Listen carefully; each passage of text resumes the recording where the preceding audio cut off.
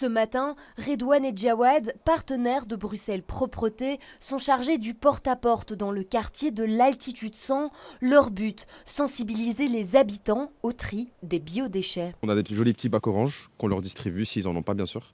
Et on essaie un peu de les informer sur tout ce qui se passe, comment ça doit se passer, le déroulement du tri de A à Z. On a des flyers et c'est un peu donc, un petit récapitulatif de ce qu'il faut mettre dedans et ce qu'il ne faut pas mettre dedans. Ces bacs orange et flyers sont distribués gratuitement. La campagne de terrain a commencé en début de semaine. Pour le moment, elle a démarré le 2 décembre et elle va se clôturer plus ou moins un peu avant les fêtes. Les actions sont coordonnées d'une manière à ce qu'on puisse couvrir le maximum de rues sur Bruxelles, donc un peu toutes les communes de Bruxelles, qu'on puisse sensibiliser un maximum de personnes. Les premières distributions ont déjà fait des heureuses. On a déjà des sacs, mais pas encore la poubelle en fait. Vous avez l'air contente d'avoir ce bac orange? Ah oui, tout à fait.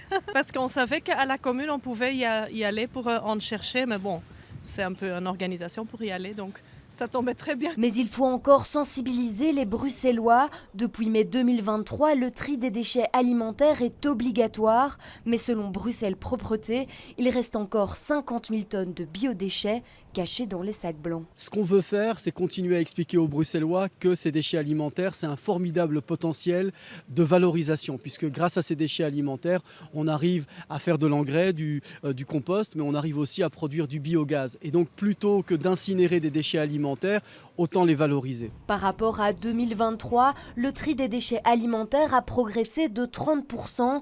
D'ici la fin de l'année, 25 000 tonnes auront été récoltées.